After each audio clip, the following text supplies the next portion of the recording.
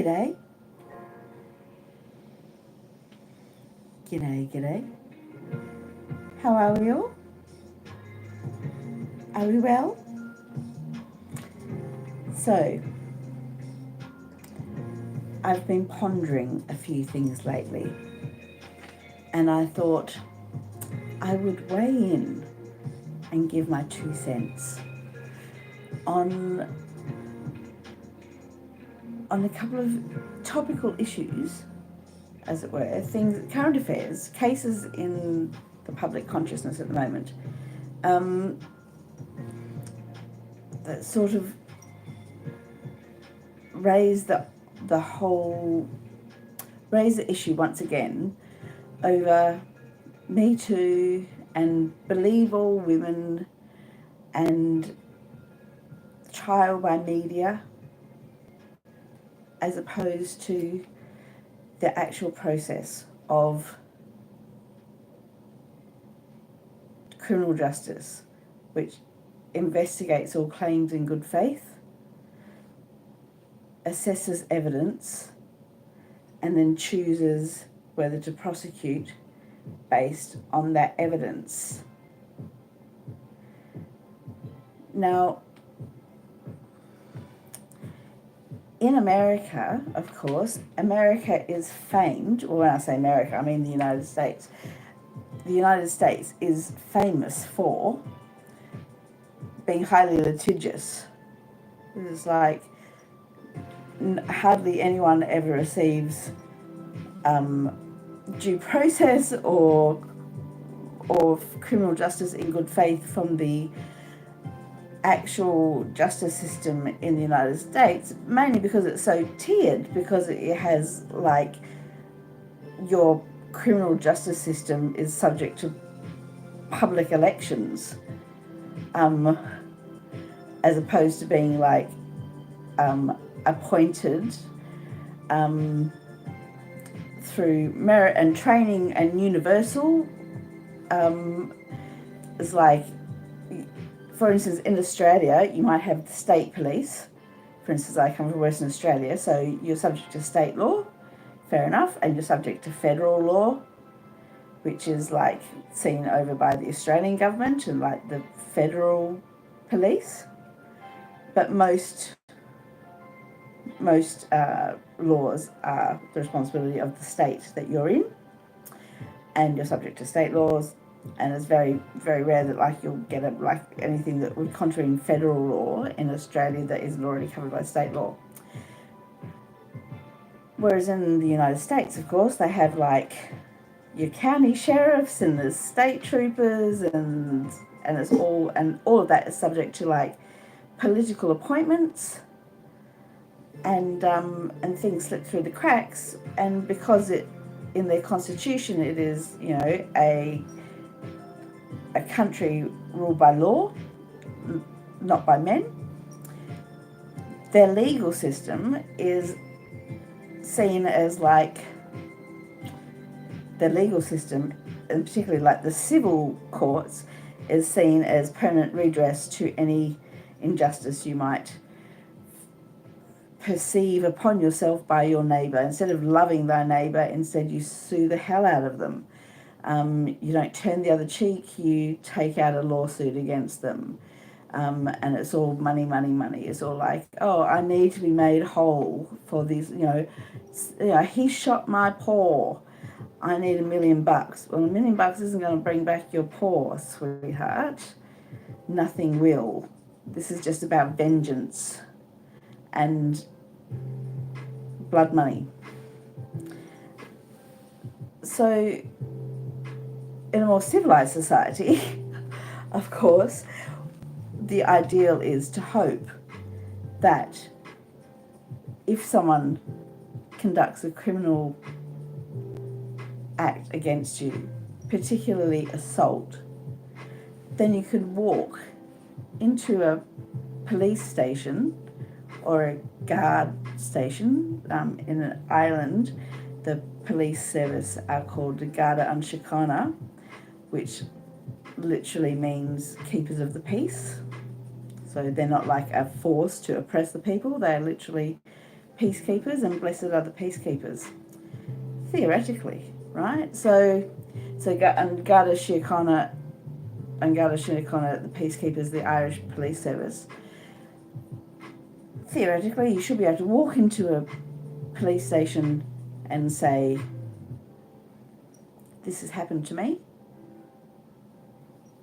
and I'm reporting it, and then the process should be that your claims are investigated with due diligence and without bias, and then once your accusations are investigated fully, then the police will present the full case file to the DPP, the Department of Public Prosecutions, and then the lawyers and the barristers at the Department of Public Prosecutions will then review the case and decide whether the evidence is such that it is warranted to bring a case of prosecution and charges and prosecution against the person that is accused through in the case, and then the accused, who is still presumed innocent, has their day in court, as does the accuser, the injured party, and then without fear or favour you have the best defence that the government can provide you if you're unable to hire a fabulous lawyer. And pro bono lawyers, or lawyers provided by your government, should be as skilled as the best lawyers that money can buy. O.J. Simpson, for example, was found not guilty because of his dream team, because he had some very slick, amoral lawyers who provided him with the best defence that money could buy. And they played the media, and they played the jury, and a verdict was given by the jury that was woefully incorrect, obviously, and O.J. Simpson was found liable later in a civil trial, but he never repaid the money to the day he died. Although the Goldmans, who were speaking on behalf of Ron Goldman Jr. that was murdered by O.J. Simpson, although they pursued them in court and they got injunctions and they tried to take the profits from the book that he wrote and all that sort of thing, they stopped him earning some money, but they never they never received the money that he was awarded in the civil court. But it doesn't. In all honesty, it probably didn't matter to the Goldmans whether they received any money at all. It was just because a criminal court found O.J. Simpson, who was wholly and obviously guilty, not guilty, and set him free. And then a lot of the population believed he was innocent and that he was framed because of the racist cops. Basically, the racist cops tarnished the entire trial, and the guilty man went free. And no matter how much money Goldman's ever received from that, it was never going to bring back their son or their brother, their friend, nor that of Nicole Brown Simpson, OJ's wife, or ex-wife, that he brutally savaged to death. So that's the States. If you don't feel that your courts have given you justice, then you can go and sue the ass off someone and try and get them found liable for it in a civil way. Well, over here, there's, at the end of last year, at the end of 2024, there was a civil trial brought by a woman called Nikita Hand against the very famous MMA fighter and entrepreneur and celebrity showbiz come actor, because he was in the remake of Roadhouse, Conor McGregor. And I followed the trial, and I highly recommend that you go to the YouTube channels Shattered Lives, which is the Irish Mirror's crime podcast with two terribly good journalists, Paul Gleason and, sorry, I can't remember the other chap's name. Sorry, one's from Belfast and one's from Dublin. And they, I want to say Stephen O'Donnell. It's not quite right though, sorry. So Shattered Lives is the Irish Mirror podcast, and they covered the Conor McGregor trial day in, day out, and then they gave a rundown at the end every night with their podcast of what had gone down, and basically the shorthanded transcript of exactly what was happening. And also Crime World, which is another Irish YouTube channel, and they do true crime topical podcasts, mainly gang related. It has two, it is mainly hosted by a woman called Nicola Tallant, who prides herself on being from South Dublin, although an accent in South Dublin still sounds like Dublin. You're never going to sound posh if you come from other parts of the world. But if you are not from South Dublin, you think South Dublin sounds posh. But anyway, Crime World has a very slanted view on the Nikita Hand / Conor McGregor trial. They sort of hedged their bets, right? Hedged their bets and talked about Conor McGregor in the most slagging and prejudicial of terms during the trial. And then when the jury in the civil trial against Conor McGregor delivered what can only be described as a mind-boggling verdict in favour of the plaintiff Nikita Hand, then Crime World really jumped on the old bandwagon, as have many performers and products and services and cafes and bars and things across Ireland. They have all started screaming for the boycotting of and cancellation of Conor McGregor as an identity, personally, professionally, and globally, as a business and as a man. And I find it astonishing. I find it astonishing because, and I will tell you why. Okay, I'll tell you why I find it astonishing that Conor McGregor came out of that trial branded an assaulter of women. And that's because the woman who brought the case was clearly demonstrated to be a pathological liar. Like, she lied about everything connected with the case. She lied to her partner about where she was going. She basically partied for 3 days while telling her, party for a day and a half, right? She was just going to a Christmas party with the girls, got absolutely blotto, and then sometime the next day started sending pictures of herself to Conor McGregor, who was out partying. And look, I'm no fan of Conor McGregor. When I say I'm no fan, I don't know Conor McGregor. I've never met him. We have mutual friends, you might say, because Ireland's a small place and I'm on the periphery of showbiz and public speaking, and so I have friends in the entertainment world who have mixed closely with Conor McGregor.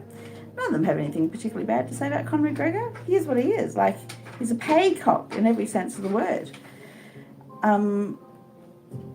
Brilliant self-publicist, rough as guts from like North Dublin. used to be a plumber's apprentice and then became one of the most famous and richest sports people in the world through MMA and nothing to declare but his genius. He's cashed in big time. Fair play to him. He's not my cup of tea. I don't do MMA and whatever. And most of the self-publicity and the promotional things is just for Americans who will buy his whiskey, right? And in fact, point of fact, about 5 years ago, there was an incident where Conor McGregor, excuse me one second, Daisy, come here, come. Sorry, she has hold of a pie dish, there's tinfoil, and she's making a racket. Conor McGregor, about 5 years ago, hit an old man in a pub because the old man didn't want to try Conor McGregor's brand of whiskey. So Conor McGregor gave him a clatter, boxed him around the ears basically, which not a behaviour that anyone can fully endorse in any way, shape or fashion. However, Coke is a hell of a drug. That's all I'll say on the matter. So if a man is experiencing addiction issues, and who knows, might be idle speculation on my part, but, Coke is cheaper in Ireland than it is to buy a fucking cappuccino, basically. And there's lots of it in Dublin. If someone's experiencing addiction issues, then they should probably own up to the behaviour and seek rehab and not hanged for it. That's what I'm going to say, right? But anyway, so back to Conor McGregor and this case. A woman was partying. She was out partying for 18 hours, and then she started sending provocative photos. And I'm going to say provocative because I'm sitting here provocatively. Am I sitting here provocatively? I'm sitting here in a lace shirt that I know will generate interest from my 97% male audience. That's okay. I'm also a genius at self-promotion, yay? This does not mean that you have the right to touch me or do anything against my consent. That's not what I'm saying. But what I'm saying is, sometimes we dress to please ourselves and sometimes we dress to impress. It's all part of the game, particularly if we're feeling flirty and very, very drunk and we want to get some cocaine and we know someone else is carrying them, right? So this girl who's in the peripheral of Conor McGregor's social circle knows him well enough to message him privately, slides into his DMs, knowing he has an extremely pregnant partner at home, and she's like, come and pick me up from the party. Let's go party somewhere else. So he does. He obliges. He swings by with his Coke and his mate and a driver in a flash car, and they go off to a hotel room. The hotel room was booked by Mr. McGregor in anticipation of some other session lots that he had organised. Session lots is an Irish expression for party girls who will party, right? So Conor McGregor's playing away on his missus. I don't know his personal arrangement with his missus. Maybe she is fine with it. For all we know, Conor McGregor's missus said, for God's sake, look, I'm so pregnant that I can't contemplate a bonk. Go and get it somewhere else and don't tell me about it. Sometimes ignorance is bliss. Who knows? The arrangement between them is between them, right? I'm not advocating you cheat on your missus. It is heartbreaking when someone you love steps out on you. It makes you feel awful. So don't cheat on your missus. And if you're a missus, don't cheat on your fella. It can only lead to nastiness. But if you've got an arrangement, talk it out, right? So anyway, Conor McGregor decides he's going to party that night. He's got loads of Coke. He's got, look at the testosterone oozing out of the fella. He's going to go and ride something, right? So he picks up this party girl. She's a hairdresser. They go out to the hotel. They party. This is according to Conor McGregor. They have like consensual sex, extremely successful consensual sex, while another couple is also having consensual sex in the next room in the hotel suite. There are bouncers and bodyguards belonging to Conor McGregor in and out of the suite all the time, checking on their boss and bringing him whatever he wants, whether it's booze, doing a drug run, whatever, checking on his personal safety, because everyone's shaking the money tree. They're all hanging off Conor McGregor like he's God, right? Anyway, after this encounter, Conor McGregor decides it's time to go home to the missus or whatever, and he leaves with the other girl that was bonking his mate. And he's walked out to the underground parking lot by his mate with Ms. Hand, and he gets into his flash vehicle with the other bird, and they drive off. Ms. Hand is texting her partner at home saying like, yeah, I'm grand, I'm with the girls, don't worry about me, yeah, everything's great. And then she rings Conor McGregor, who's already left, and says like, oh, can we keep using the hotel room that you paid for? Like, how long we got? And Conor McGregor's like, yeah, work away, yeah, you stay in the hotel room, whatever you want, blah, blah. Nikita Hand on the CCTV footage, and this is all documented in the court transcript and by, journalists who were there. She does a little victory dance after she's like sent a, no, I'm all right, I'm just with the girls text to her fella. Like she's walking, she's fine, she's in full command of her faculties. Texts her fella going, yeah, I'm grand, yeah, no worries, Then she does a little victory dance when she gets off the phone with Conor McGregor because she's got the hotel room for the rest of the day. So she goes back into the hotel room, being extremely affectionate with the other fella, where she has more booze, more drugs, more sex, loads of sex.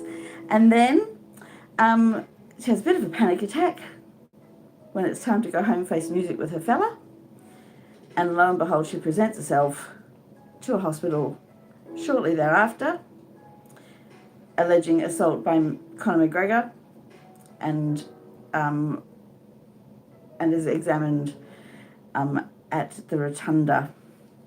Is it Rotunda or the Martyr? One of the two. Rotunda at the Women's Hospital in Dublin, and records, and there are injuries recorded upon her.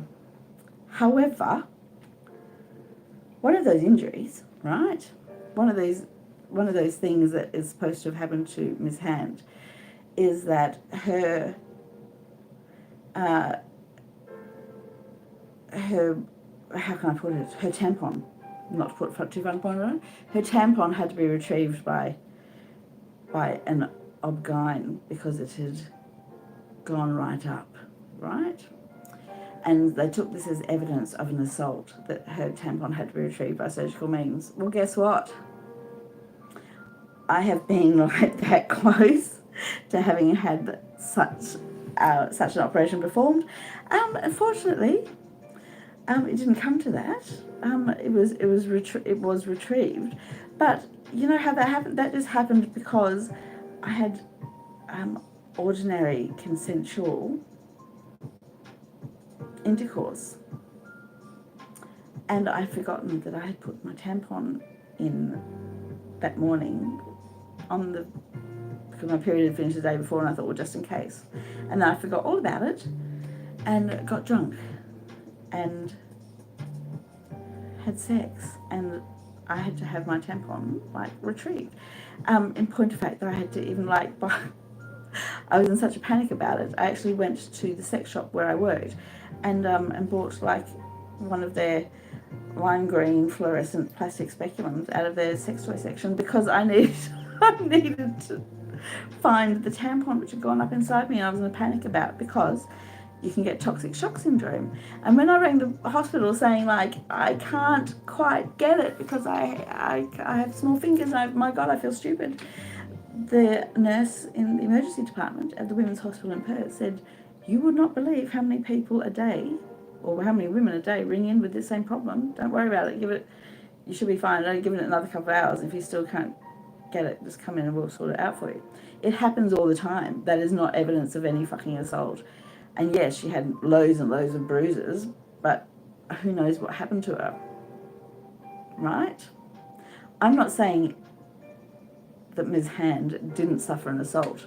I'm saying that the DPP were damn right not to prosecute a criminal case against Conor McGregor, not because Conor McGregor is famous and the guards are all friends with him and they don't like women and they didn't want to prosecute and cover it up. The DPP were right not to prosecute because there was not enough evidence to properly prosecute a man and destroy his reputation over a woman who is like being criminally, like not criminally proved, but like shown on the record in a civil case to lie after lie after lie after lie, and to just change her story depending on who she's talking to. You know, it's not victim blaming when to investigate a case fully and discover that the victim lies all the time about this situation and it is seen on CCTV footage walking around happy as Larry, partying in direct contradiction to her story. It's not enough to like destroy a man and jail him. However, Conor McGregor so the jury in the civil trial decided like this woman Ms. Hand was asking for like €1 million, like $1 million. She claims she had PTSD. She's found a doctor that has agreed with her. She might have, because something might have happened to her, but there's not enough evidence to suggest it's Conor McGregor, certainly. But when the jury decided to award her settlement amount, they didn't give her the millions she was asking for. They gave her like 200 grand, which would be just enough to cover the cost of the damages or the legal costs against her for bringing, because not only did she bring the case against Conor McGregor, she also dragged into it the case against his friend, I'm not going to mention his friend's name, who was with him on the night in question. I'm not going to mention it because it's dismissed, so he doesn't need to get another person out there naming him. You can find it on another YouTube channel, right? She named both Conor McGregor and his mate in those heinous of terms, charged him for being guilty of the R word against them in a grievous assault. The jury said that there was no claim and dismissed the claim against the mate and found Conor McGregor to be liable, but only awarded like a fifth of what she was asking for, which was basically just enough to cover the damages she was going to have to pay to cover the costs of the dismissed case against the other friend. And I reckon that's the only reason the jury did it. I think the jury obviously aren't Conor McGregor fans, and who can blame them, because he comes across as an arrogant prick. He didn't cover himself in glory in the court case. Apparently he used what they've thinly veiled as like obscene gestures when he talks about like lovely, a couple of young ladies sending me pics. He obviously just did that. He obviously just said, I was sent a picture of like tits and ass by like a girl who was up for it, and and everyone's like clutching on the pearls going, how dare he objectify women? She was objectifying herself, as I am now. If I did this podcast in a turtleneck sweater, no one would be watching it. That's on you, by the way, because my words are as valid whether I'm wearing a turtleneck sweater as when I'm wearing a lacy top. Like, you should be, like, if you were listening to this with your eyes closed, then you would be doing me a service, I guess, by saying that you consider my opinion on this worthy. But if you're here to look rather than listen, you're still very welcome. My point is promoting yourself as attractive in order to score and to hang out with someone, regardless of gender. If you fancy them and you want to party with them, you're dressing like you are fun and up to party. There is no shame in that. And there's no shame in partying. Ms. Hands wants to go and party all night with Conor McGregor, do as much coke as she can get her little mitts on, get as much free booze as she can get little mitts on, whatever. It doesn't mean that anyone has the right to assault her, but there is absolutely no evidence that that happened at the hands of Conor McGregor. There is evidence that Ms. Hand suffered some injuries, tampon aside. There is evidence that she had some bruising and she had and she may have suffered injuries, but rather inconclusive as to whether an assault actually happened, and certainly inconclusive as to whether it happened at the hands of Mr. McGregor or anyone else who's in his entourage. It could have happened at any time between her going off to party with the hairdressers and the time she walked into the hospital, quite frankly. But she was walking around having a fabulous time for several hours after she claims that Conor McGregor injured and assaulted her.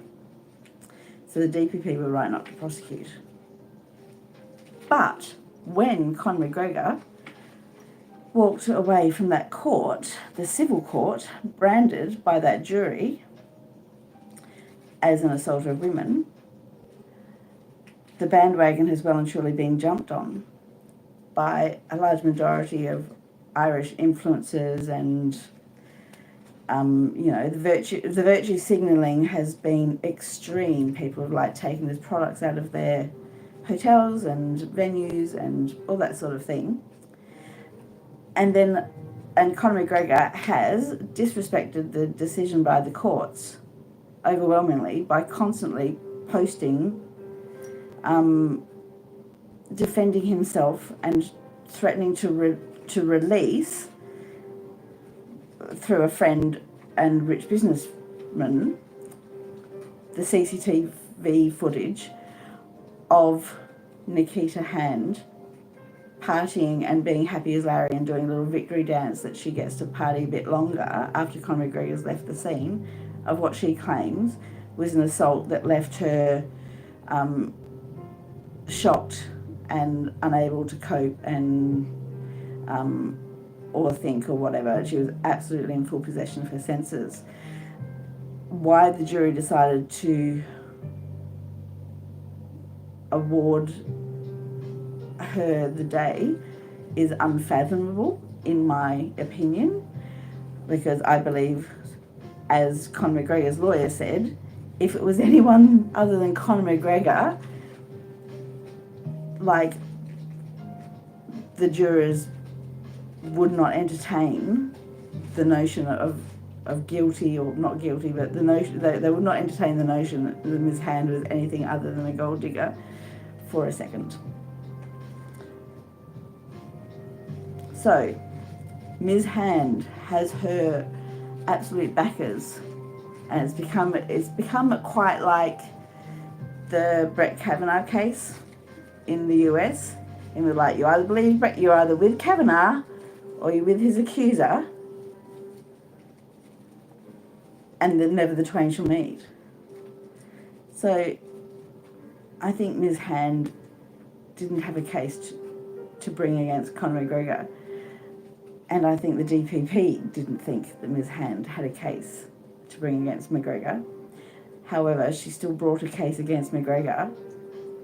The jury made the decision in the civil court, and now McGregor's reputation is not as an MMA fighter and the peacock that he is with his whiskey and his beer and his pub and stuff. For most people, he is now just forever branded like a Weinstein or, a predator. And who knows if it's unfairly or not, because it didn't go through the criminal courts. It was just a civil court, and he's branded forever. And because he's taken to social media to defy the jury's decision and to keep pleading his side of the whole controversy. He's basically being held up now as by people who love law and order as like someone who is disrespecting the jury's decision and is a rebel and is taking the law into his own hands, which is, there's merit in that as well, because who knows if like there's not some crazed fan out there of McGregor that isn't going to do damage. Apparently Ms. Hand's home was attacked. Apparently someone like beat up her ex-boyfriend or current boyfriend or something over it. Like, I'm sure that she is probably as at risk as people who want to put McGregor at risk. And then, while we're on the same subject, it's like, while this is all happening, the Ellie Williams case was like made the subject of a documentary by Channel 4. And Ellie Williams is a young woman, like in her very early 20s, that was literally beating herself in the face with a hammer to cause self-inflicted injuries in order to gin up, for want of a better word, a social media storm with false accusations of grooming and assault against men of Asian descent in Barrow in England. So, and because she was convicted and sentenced for 8 years at age 22 for like bringing false accusations, grievous false allegations against a series of men, it undermines allegations by actual victims and actual survivors. I am a survivor. You don't get to age 54 as a woman, statistically, without surviving some form of assault by men at some stage in your life. Sadly, that's not the way it should be, incidentally. So men, get a fucking grip on yourself. Like, don't touch anyone unless they ask to be touched. Simple as that. You don't have the right to touch anyone unless they want to be. And you have to ask, don't even ask them. Let them ask you. Let them know you. Let them ask you when they want to be touched. So like, consent is always an issue. Nikita Hand certainly was willing and consenting when she was begging Conor McGregor to swing past in his lovely car with his drugs and his booze and his hotel room suite and take her away to party. What happened to her after that, we know by CCTV footage and witness testimony, except then, you know, shortly afterwards it was time to go home and face up to her partner. All of a sudden she's presenting herself at hospitals with injuries. And there was not enough evidence to bring a criminal court case, but the civil decision has branded a man who is innocent in the eyes of the law as permanently a bad fella. Someone said to me yesterday, oh, he probably has done it to other people. So, you know, they just gone on this one. I'm like, he wasn't facing accusations by other people. He was just facing the accusations by this one person, and there wasn't enough to be prosecuted criminally. So he shouldn't be facing any accusations at all.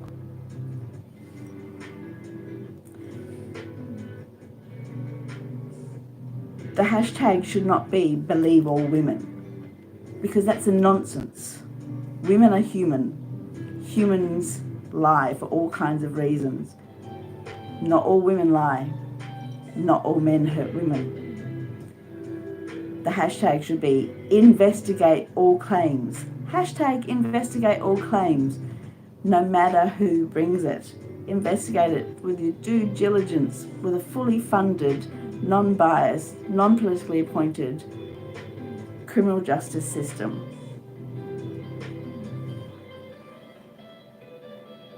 And be brave in reporting and don't let the social media run away with you. If you report and it's not pursued,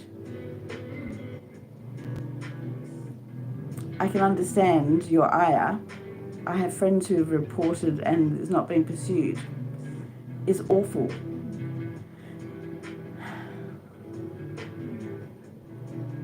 But the person being accused doesn't deserve to have vigilante justice of people boycotting, cancelling, threatening bodily harm through social media, as in the case of Eleanor Williams and all the men she accused, or in the case of Conor McGregor, who's been accused by Ms. Hand, and whose evidence, quite frankly, did not support her claim.